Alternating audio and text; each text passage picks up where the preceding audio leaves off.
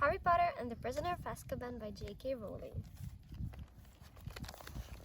Chapter 11. The Firebolt. Harry didn't have a very clear idea of how he had managed to get back into the honeydew cellar, though the tunnel and into the castle once more. All he knew was that the return trip seemed to take no time at all, and that he hardly noticed what he was doing, because his head was still pounding with the conversation he had just heard. Why has nobody ever told him? Dumbledore, Hagrid, Mr. Weasley, Cornelius Fudge. Why hadn't anyone ever mentioned the fact that Harry's parents had died because of their best friend and betrayed them?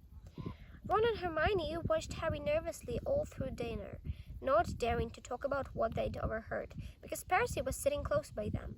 When they went upstairs to the crowded common room, it was to find Fred and George had set off half a dozen dunk bombs in a fit of end-of-term high spirits. Harry, who didn't want Fred and George asking him whether he'd reached Hogsmeade or not, sneaked quietly up to the empty dormitory and headed straight for his bedside cabinet. He pushed his books aside and quickly found what he was looking for, the leather-bound photo album Hagrid had given him 2 years ago, which was full of film wizard pictures of his mother and father. He sat down on his bed, drew the hangings around him, and started turning the pages, searching until he stopped on a picture of his parents' wedding day. There was his father waving up at him, beaming, the untidy black hair Harry had inherited standing up in all directions. There was his mother, alight with happiness, arm in arm with his dad. And there must be him, their best man. Harry had never given him a thought before. If he hadn't known it was the same person, he would never have guessed it was black in his old photograph. His face wasn't sunken and waxy, but handsome, full of laughter. He had already been working on Voldemort when this picture had been taken. Was he already planning the deaths of the two people next to him? Did he realize he was facing 12 years in Azkaban? 12 years, which would make him unrecognizable. But the Dementors didn't affect him, Harry thought, staring into the handsome, laughing face. He doesn't have to hear my mom screaming if they get too close. Harry slammed the album shut, reached over and stuffed it back into his cabinet, took off his robes and sunglasses, and got into bed, making sure the hangings were hiding him from view. The dormitory door opened. "Harry," said Ron's voice uncertainly. But Harry lay still, pretending to be asleep. He heard Ron leave again and rolled over on his back, his eyes wide open. A hatred such as he had never known before was coursing through Harry like poison. He could see black laughing at him through the darkness, as though somebody had pasted the picture from the album over his eyes. He watched, as though somebody was playing him a piece of film. Sirius Black blasting Peter Pettigrew, who resembled Neville Longbottom, into 1,000 pieces. He could hear, though he had no idea what Black's voice might sound like, a low, excited mutter. "It has happened, my lord. The Potters have made me their secret keeper." And then came another voice, laughing shrilly, the same laugh that Harry heard inside his head whether the Dementors drew near. "Harry, you look terrible." Harry hadn't gone to sleep until daybreak. He had awoken to find the dormitory deserted, dressed and gone down the spiral staircase to a common room that was completely empty, except for Ron, who was eating a peppermint toad and massaging his stomach, and Hermione, who had spread her homework over 3 tables. "Where is everyone?" "Gone. It's the first day of the holidays, remember?" said Ron, watching Harry closely. "It's nearly lunchtime. I was going to come and wake you up in a minute." Harry slumped into a chair next to the fire. Snow was still falling outside the windows. Crookshanks was spread out in front of the fire like a large ginger rug. "You really don't look well, you know," Hermione said, peering anxiously into his face. "I'm fine," said Harry. "Harry, listen," said Hermione, exchanging a look with Ron. "You must be really upset about what we heard yesterday. But the thing is, you mustn't go to doing anything stupid." "Like what?" said Harry. "Like trying to go after Black," said Ron sharply. Harry could tell they had rehearsed this conversation while he had been asleep. He didn't say anything. "You won't, will you, Harry?" said Hermione. "Because Black's not worth dying for," said Ron. Harry looked at them. They didn't seem to understand at all. "Do you know what I see and hear every time a Dementor gets too near me?" Ron and Hermione shook their heads, looking apprehensive. "I can hear my mom screaming and pleading with Voldemort. And if you'd heard your mom screaming like that, you'd just about to be killed, You wouldn't forget it in a hurry. And if you found out, someone who was supposed to be a friend of hers betrayed her and sent Voldemort after her. There's nothing you can do, said Hermione, looking stricken. The Dementors will catch Black and he'll go back to Azkaban and serve him right. You heard what Fudge said. Black isn't affected by Azkaban like normal people are. It's not a punishment for him like it is for the others. So what are you saying? Said Ron, looking very, very tense. You want to kill Black or something? Don't be silly, said Hermione in a panicky voice. Harry doesn't want to kill anyone, do you, Harry? Again, Harry didn't answer. He didn't know what he wanted to do. All he knew was the idea of doing nothing. While Black was at liberty, was almost more than he could stand. Malfoy knows, he said abruptly. Remember what he said to me in potions? If it was me, I'd hunt him down myself. I want revenge. You're going to take Malfoy's advice instead of ours? Said Ron furiously. Listen, you know what Pettigrew's mother got back after Black had finished with him? Dad told me. The order of Merlin, first class, and Pettigrew's fingers in a box. That was the biggest bit of him they could find. Black's a madman, Harry, and he's dangerous. Malfoy's dad must have told him, said Harry, ignoring Ron. He was right, and Voldemort's in a circle. Say you know who, will you? Interjected Ron angrily. So obviously, the Malfoys knew Black was working for Voldemort, and Malfoy'd love to see you blown into about 1,000,000 pieces like Pettigrew. Get a grip. Malfoy's just hoping you'll get yourself killed before he has to play with you at Quidditch. Harry, please, said Hermione, her eyes now shining with tears. Please be sensible. Black did a terrible, terrible thing, but don't put yourself in danger. It's what Black wants. Oh, Harry, you'd be playing right into Black's hands if you went looking for him. Your mom and dad wouldn't want you to get hurt, would they? They'd never want you to go looking for Black. I'll never know what they have wanted because, thanks to Black, I've never spoken to them, said Harry shortly. There was a silence, in which Crookshanks stretched luxuriously, flexing his claws. Ron's pocket quivered. Look, said Ron, obviously casting around for a change of subject. It's the holidays. It's nearly Christmas. Let's go down and see Hagrid. We haven't visited him for ages. No, said Hermione quickly. Harry isn't supposed to leave the castle, Ron. Yes, let's go, said Harry, sitting up. And I can ask him how come he never mentioned Black when he told me all about my parents. Further discussion of Sirius Black plainly wasn't what Ford had in mind. We could have a game of chess, said he hastily. Of gobstones? Percy left us said. No, let's visit Hagrid, Harry said firmly. They got the cloaks from the dormitories and set off through the portrait hall. Stand and fight, you yellow-bellied mongrels. Down through the emptied castle and out through the oak front doors. They made their way slowly down the lawn, making a shallow trench in the glittering, powdery snow, their socks and the hems of their cloaks soaked and freezing. The Forbidden Forest looked as though it had been enchanted, each tree smattered with silver, and Hagrid's cabin looked like an iced cake. Ron knocked, but there was no answer. He's not out, is he? Said Hermione, who was shivering under her cloak. Ron had his ear to the door. There's a weird noise, he said. Listen, is that Fang? Harry and Hermione put their ears to the doors too. From inside the cabin came a series of low, throbbing moans. I think we'd better go and get someone, said Ron nervously. Hagrid! Called Harry, thumping the door. Hagrid, are you in there? There was a sound of heavy footsteps. Then the door creaked open. Hagrid stood there with his eyes red and swollen, tears splashing down the throat of his leather waistcoat. We've heard, he bellowed, and he flung himself onto Harry's neck.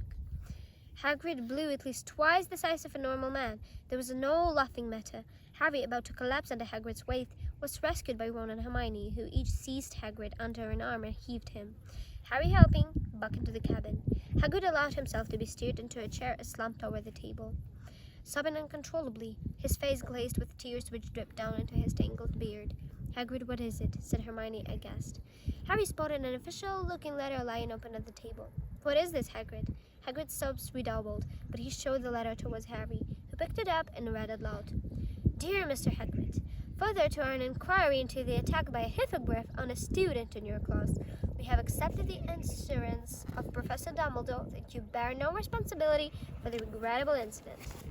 Well, that's okay then, Hagrid, said Ron, clapping Hagrid on the shoulder. But Hagrid continued to sob and waved one of his gigantic hands, inviting Harry to read on. However, we must register our concern about the hippogriff in question. We have decided to uphold the official complaint of Mr. Lucius Malfoy, and this matter will therefore be taken to the Committee for the Disposal of Dangerous Creatures. The hearing will take place on April 20th, and we ask you to present yourself in your hippogriff at the committee's office in London on that date.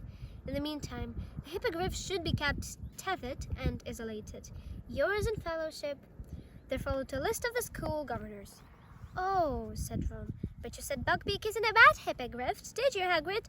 I bet he'll get off. You don't know them gargoyles are the Committee for the Disposal of Dangerous Creatures, choked Hagrid, wiping his eyes on his sleeve. They've got an infirm interest in creatures. A sudden sound from the corner of Hagrid's cabin made Harry, Ron, and Hermione whip around. Buckbeak the hippogriff was lying in the corner, chomping on something that was oozing blood all over the floor. I couldn't leave him tied up out here in the snow, choked Hagrid, all on his own at Christmas. Harry, Ron, and Hermione looked at each other. They had never seen eye to eye with Hagrid about what he called interesting creatures, and other people called terrifying monsters. On the other hand, there didn't seem to be any particular harm in Buckbeak. In fact, by Hagrid's usual standards, he was positively cute. You'll have to put up a good, strong defense, Hagrid, said Hermione, sitting down and laying a hand on Hagrid's massive forearm. I'm sure you can prove Buckbeak is safe. Won't make no difference, sobbed Hagrid. Them disposal devils, they're all in Lucius Malfoy's pocket. Scared of him. And if I lose the case, Buckbeak... Hagrid drew his fingers swiftly across his throat, then gave a great wail and lurched towards his face and his arms. What about Dumbledore, Hagrid? Said Harry. He's done more than enough for me already, groaned Hagrid. Got enough on his plate that he will with keeping them Dementors out of the castle, and Sirius Black lurking around. Ron and Hermione looked quickly at Harry, as though expecting him to start berating Hagrid for not telling him the truth about the Black. But Harry couldn't bring himself to do it, so not now that he saw Hagrid so miserable and scared. Listen, Hagrid, he said. You can't give up. Hermione's right. You just need a good defense. You can call us witnesses. I'm sure I've read about a case of hippogriff baiting, said Hermione thoughtfully. Where the hippogriff got off. I'll look it up for you, Hagrid, and see exactly what happened. Hagrid howled still more loudly. Harry and Hermione looked at Ron to help them. Shall I make a cup of tea? Said Ron. Harry stared at him. It's what my mom does whenever someone's upset, Ron muttered, shrugging. At last, after many more assurances of help, with a steaming mug of tea in front of him, Hagrid blew his nose on a handkerchief the size of a tablecloth and said, You're right. I can afford to go to pieces. Gotta pull myself together. Then the boar count came timidly out from under the table and laid his hat on Hagrid's knee. I've not been myself lately, said Hagrid, stroking Fang with one hand and mopping his face with the other. Worried about Buckbeak, and no one liked me classes. We do like them, lied Hermione at once. Yeah, they're great, said Ron, crossing his fingers under the table. How were the flabberworms? Dead, said Hagrid gloomily. Too much lettuce. Oh no, said Ron, his lip twitching. And them Dementors make me feel ratty terrible at all, said Hagrid, with a sudden shudder. Gotta walk past them every time I want to drink the 3 broomsticks. It's like being back in Azkaban. He felt silent, gulping his tea. Harry, Ron, and Hermione watched him breathlessly. They had never seen Hagrid talk about his brief spell in Azkaban before. After a brief pause, Hermione said timidly, Is it awful in there, Hagrid? You have no idea, said Hagrid quietly. Never been anywhere like it. Thought I was going mad. Keep going over horrible stuff in me mind. The day I got expelled from Hogwarts, me dad died. Day I had to let Norbert go. His eyes filled with tears. Norbert was the baby dragon Hagrid had once won in a game of cards. You can't really remember who you are after a while, and you can see the point of living at all. I used to hope I'd just die in me sleep. When they let me out, it was like being born again. Everything came flooding back. It was the best feeling in the world. Mind, the Dementors weren't keen on letting me go. But you were innocent, said Hermione. Hagrid snorted. Think that mattered to him?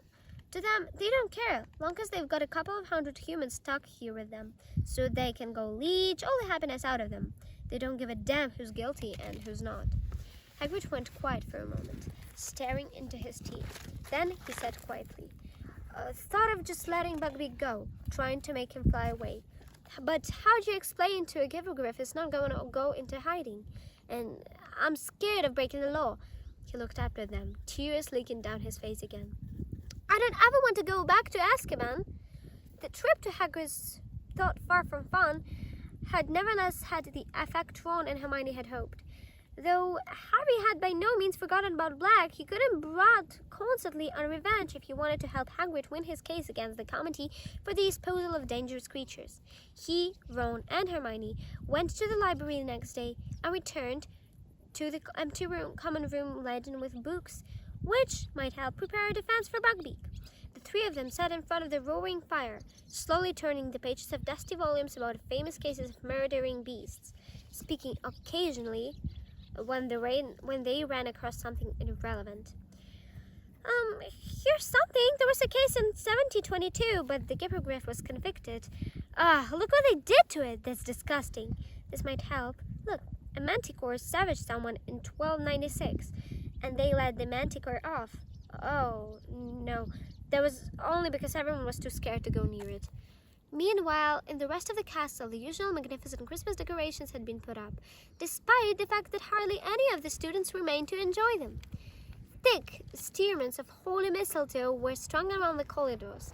Mysterious lights shone from inside every suit of armor, and the great hall was filled with its usual 12 Christmas trees, glittering with golden stars. A powerful and delicious smell of cooking pervaded by the corridors, and by Christmas Eve, it had grown so close that even Scabbers poked his nose out of the shelter of Ron's pocket to sniff hopefully at the air. On Christmas morning, Harry was woken up by Ron throwing his pillows at him. Oi, presents! Harry reached for his glasses and put them on, squinting through the semi-darkness to the foot of his bed, where a small heap of parcels had appeared. Ron was already ripping the paper off his own presents. Another jumper from Mom. Maroon again. See if you've got one. Harry had. Mrs. Weasley had sent him a scarlet jumper with a Gryffindor lion knitted on the front. Also a dozen homemade baked mince pies, some Christmas cake, and a box of nut brittle. As he moved all these things aside, he saw a long, thin package lying underneath. What's that? Said Ron, looking over. A freshly unwrapped pair of maroon socks in his hand. Dunno. Harry ripped the parcel open and gasped at a magnificent, gleaming broomstick rolled out onto his bedspread. Ron dropped his socks and jumped off his bed for a closer look. I don't believe it, he said hoarsely. It was a firebolt, identical to the dream broom Harry had gone to see every day in the Diagon Alley. Its handle glittered as he picked it up. He could feel it vibrating, and let go. It hung in midair, unsupported, at exactly the right height for him to mount it. His eyes moved from the golden registration number at the top of the handle right down to the perfectly smooth, steam-lined birch twigs that made up the tail. Who sent it to you? Said Ron in a hushed voice. Look and see if there's a card, said Harry. Ron ripped apart the Firebolt wrappings. Nothing! Blimey, who'd spend that much money on you? Well, said Harry, feeling stumped. I'm betting it wasn't the Dursleys. Bet it was Dumbledore, said Ron, now walking round and round the Firebolt, taking in every glorious inch. He sent you the invisibility cloak anonymously. That was my dad's, though, he said Harry. Dumbledore was just passing it on to me. He wouldn't spend hundreds of galleons on me. He can't go giving students stuff like this. That's why he wouldn't say it was from him, said Ron. In case some git like Malfoy and it was for favoritism. Hey, Harry, Ron gave a great whoop of laughter.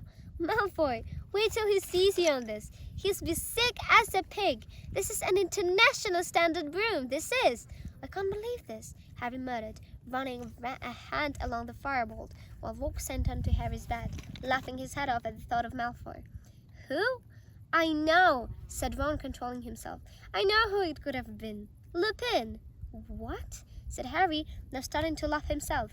Lupin, listen, if he had this much gold, he'd be able to buy himself some new robes. Yeah, but he likes you, said Ron, and he was away when your neighbors got smashed, and he might have heard about it and decided to visit Diagon Alley and get this for you. What do you mean he was away? Well, said Harry, he was ill when I was playing at that match. Well, he wasn't at the hospital wing, said Ron. I was there, cleaning out the bedpans in the detention from Snape, remember? Harry frowned at Ron. I can't see Lupin affording something like this. What are you two laughing about? Hermione had just come in. wearing her dressing gown and carrying Crookshanks, who was looking very grumpy with a string of tinsel tied around its neck. "Don't bring him here," said Ron, hurriedly snatching Scabbers from the depths of his bed and shoving him in his pajama pocket. But Hermione wasn't listening. She dropped Crookshanks onto Seamus's empty bed and stared, open-mouthed, at the Firebolt. "Oh, Harry! Who sent you that?" "No idea," said Harry. "There wasn't a card or anything with it." To his great surprise, Hermione did not appear either excited or intrigued by his news. On the contrary, her face fell, and she bit her lip. "What's the matter with you?" said Ron. "I don't know," said Hermione slowly. "But it's a bit odd, isn't it? I mean, this is supposed to be quite a good broom, isn't it?" Ron sighed exasperately. "It's the best broom there is, Hermione," he said. "So it must have been really expensive. Probably cost more than all the Slytherin's brooms put together," said Ron happily. "Well, who'd set Harry something as expensive as that and not even tell him they'd send it?" said Hermione. "Who cares?" said Ron impatiently. "Listen, Harry, can I have a go at it? Can I?" "I don't think anyone should try their broom just yet," said Hermione shrilly.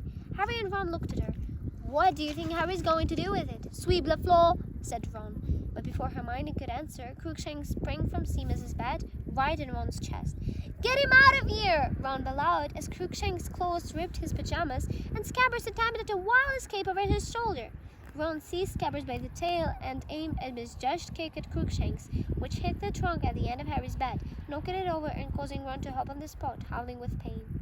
Crookshanks' fur suddenly stood on end. A shrill, tiny whistling was filling the room.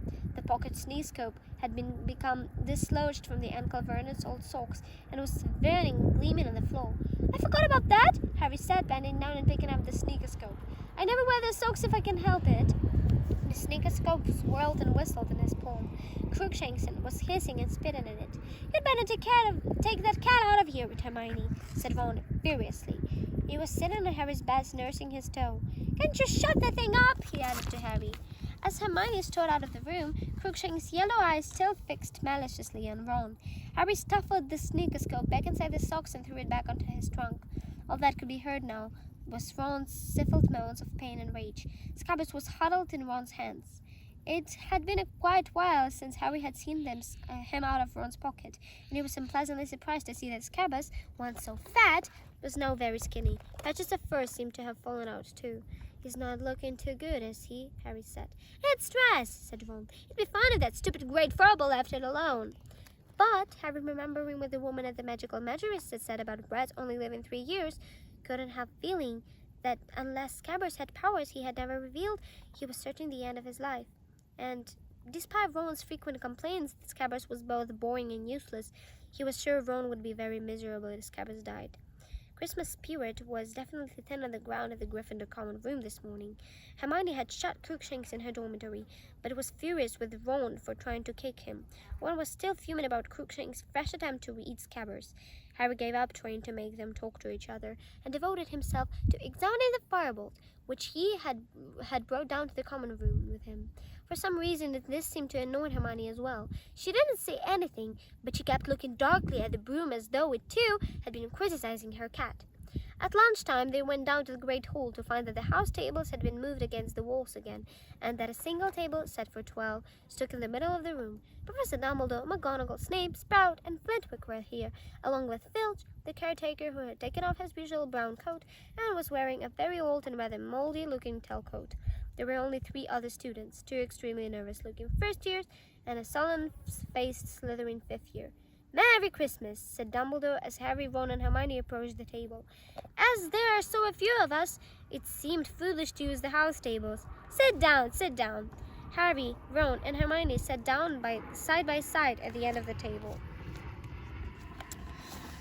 "Crackers," said Dumbledore enthusiastically, offering the antiphas large silver one to Snape, who took it reluctantly and tugged. With a bang like a gunshot, the cracker flew apart to reveal a large pointed witch's hat topped with a stuffed vulture. Harry, remembering the boggart, called Ron's eye and they both grinned. Snape's mouth thinned as he pushed the hat towards Dumbledore, who swapped it for his wizard's hat at once. "Tuck in," he advised the table, beaming around. As Harry was helping himself to roast potatoes, the doors of the great hall opened again. It was Professor Trelawney, gliding towards them as though on wheels. She had put on a green sequined dress in honor of the occasion, making her look more than ever like a glittering, oversized dragonfly. "Sybil, this is a pleasant surprise," said Dumbledore, standing up. "I have been crystal gazing, Headmaster," said Professor Trelawney in her mightiest, most far-away voice. "And to my astonishment, I saw myself abandoning my solely early luncheon and coming to join you. Who am I to refuse the promptings of fate? I at once hastened from my tower and do beg you to forgive my lateness." "Certainly, certainly," said Dumbledore, his eyes twinkling. "Let me draw you up a chair." And he did indeed draw a chair in mid-air with his wand, which revolved for a few seconds before whirling with a thud between Professor Snape and McGonagall. Professor Trelawney, however, did not sit down. Her enormous eyes had been roving around the table, and she suddenly uttered a kind of soft scream. "I did not, Headmaster. If I joined the table, we should be 13. Nothing could be more unlucky. Never forget that when the 13 dine together, the first to rise will be the first to die." "We'll risk it, Sybil," said Professor McGonagall impatiently. "Do sit down. The turkey is getting stone cold." Professor Trelawney hesitated, then lowered herself in the empty chair, eyes shut and mouth clenched tight, as though expecting a thunderbolt to hit the table. Professor McGonagall poked a large spoon into the nearest tureen. "Tripe, Sybil?" Professor Trelawney ignored her. Her eyes opened again. She looked around once more and said, "But where's the dear Professor Lupin?" "I'm afraid the poor fellow is ill again," said Dumbledore, indicating that everybody should start serving themselves. "Most unfortunate that it should have happened on Christmas Day." "But surely you already knew that, Sybil," said Professor McGonagall, her eyebrows raised. Professor Trelawney gave Professor McGonagall a very cold look. "Certainly I knew, Minerva," she said quietly.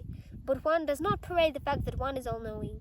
I frequently act as though I am not possessed of the NI, so as not to make others nervous." "That explains a great deal," said Professor McGonagall tiredly. Professor Trelawney's voice suddenly became a good deal less misty. "If you must know, Minerva, I have seen that poor Professor Lupin will not be with us for very long. He seems aware himself that his time is short. He positively fled when I offered to crystal gaze for him." "Imagine that," said Professor McGonagall dryly. "I doubt," said Professor Dumbledore in a cheerful but slightly raised voice, which put an end to Professor McGonagall and Professor Trelawney's conversations, "that Professor Lupin is in any immediate danger. Severus, you've made the potions for him again." "Yes, Headmaster," said Snape. "Good," said Dumbledore. "Then he should be up about in no time. Derek, have you had any of these chipolatas? They're excellent." The first-year boy went furiously red on being addressed directly by Dumbledore, and took the platter of sausages with trembling hands. Professor Trelawney behaved almost normally until the very end of Christmas dinner, 2 hours later. Full to bursting with Christmas dinner and still wearing their cracker hats, Harry and Ron got up first from the table and shrieked loudly. "My dears, which of you left this seat first? Which?" "I don't know," said Ron, looking uneasily at Harry. "I doubt it would make them much difference," said Professor McGonagall coldly. "Unless the man is waiting outside the doors to slaughter the first into the Antis Hall." Even Ron laughed. Professor Trelawney looked tally and faunted. "Coming," Harry said to Hermione. "No," Hermione muttered. "I want a quick word with Professor McGonagall." Probably trying to see if she could take any more classes, yawned Ron as they made their way into the entrance hall, which was completely devoid of Mad-Eyes-Men. When they reached the portrait hall, they found Sir Cadogan enjoying a Christmas party with a couple of monks, several previous headmasters of Hogwarts, and his fat pony. He pushed up his visor and toasted them with a flagon of Mad. "Merry Christmas! Password?" "Scurvy cur," said Ron. "And the same to you, sir," wrote Sir Cadogan, as the painting swung forwards to admit them. Harry went straight up to the dormitory, collected his firebolt and a broomstick for his birthday, though they brought them downstairs and tried to find something to do the firebolt. However, there were no bent twigs to clip, and the handle was so shiny, already it seemed pointless to polish it. He and Ron simply sat admiring from every angle until the portrait hole opened and Hermione came in, accompanied by Professor McGonagall. Though Professor McGonagall was head of Gryffindor House, Harry had only seen her in the common room once before, and that had never been to make a very grave announcement. He and Ron stared at her, both holding the firebolt. Hermione walked around them, sat down, picked up the nearest book and hid her face behind it. So, that's it, is it? Said Professor McGonagall belatedly, walking over to the fireside and staring at the firebolt. Miss Granger has just informed me that you have been sighted a broomstick, Potter. Harry and Ron looked around at Hermione. They could see her forehead running over the top of her book, which was upside down. May I? Said Professor McGonagall, but she didn't wait for an answer before pulling the fireball out of their hands. She examined it carefully from handle to twig ends. And there was no one note at all, Potter? No card? No message of any kind? No, said Harry blankly. I see, said Professor McGonagall. Well, I'm afraid I will have to take this, Potter. What? Said Harry, scrambling to his feet. Why? It will need to be checked for jinxes, said Professor McGonagall. Of course, I'm no expert, but I dare say Madame Hooch and Professor Flitwick will strip it down. Strip it down? Repeated Ron as though Professor McGonagall was mad. It shouldn't take more than a few weeks, said Professor McGonagall. You will have it back if we are sure it's jinx-free. There's nothing wrong with it, said Harry, his voice shaking slightly. Honestly, Professor, you can't know that, Potter, said Professor McGonagall quite kindly. Not until you've flown it. At any rate, I'm afraid that it's out of the question until we are certain that it has not been tampered with. I shall keep you informed. Professor McGonagall turned out on her heel and carried the firebolt out of the portrait hole, which closed behind her. Harry stood staring at her, the tin of high fish polish clutched in his hand. However, Ron grounded on Hermione. What did you go running to McGonagall for? Hermione threw her book aside. She was still pink in the face, but stood up and faced Ron defiantly. Because I thought, and Professor McGonagall agrees with me, that broom was probably sent to Harry by Sirius Black.